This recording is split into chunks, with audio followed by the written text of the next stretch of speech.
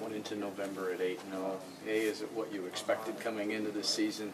B, I guess, what is the sense, and how do you block out all the building noise around you guys? I think we had really high expectations going in.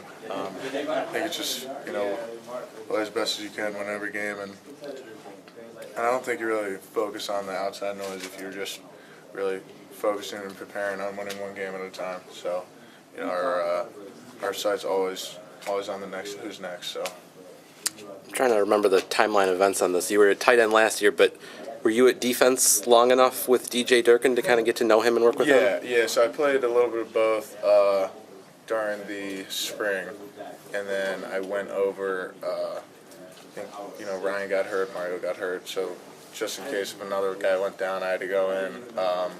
So I practiced a little bit with him for like a few games. So yeah, I know Coach Durkin. He's a good guy. So. Kind of a weird thing to see him on the opposite sideline? No, not too weird. That stuff happens in college football.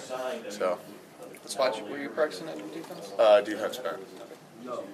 With how, I guess, high profile the coaching staff is, do you kind of expect to see some of these guys like the defense last year was as good as it was? Do you kind of expect to see guys like that get a job? Yeah, you're always happy for the other guy's success. So, I don't think you really expect it, but you understand it. It is a business. Guys got to do what's best for their family and stuff. And most guys' goal is to be a head coach, so that's understandable. No ill will towards them at all. Do you hear any stories about him from buddies in Maryland? I think most of them are just pretty on par with what happened here. He's just a really intense, fiery guy. All the guys really like him. So.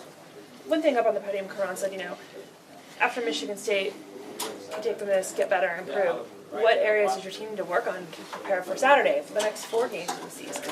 I think penalties is one of them. Take care of the ball. Anytime you have a turnover, that's tough. Just a lot of little things, fine details. We'll get in the film today and we'll really hash it out. So. Why are those little things important? Because, it's just a game of inches. So,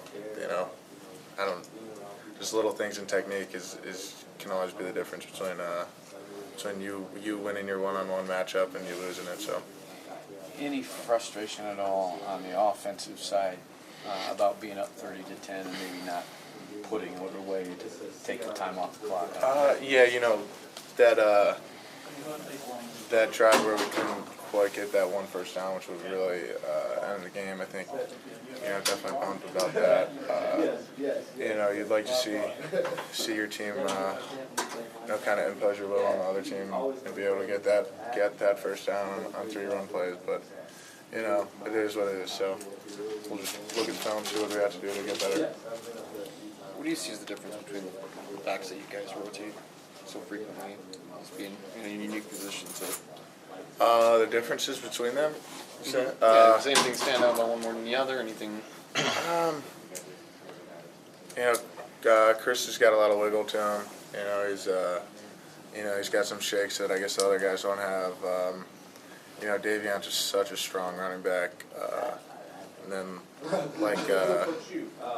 people were saying, Karan really hits the hole really hard, and then Ty's got just tremendous vision. So, everyone has their own little niche. I don't think it's like one thing in particular that makes one guy better than the other. So, did they always have those things, or have they kind of developed a niche to make sure that all 4 of them have a spot in the game plan? I wouldn't say that it's like, well, this guy has this one thing, we're going to give him these plays.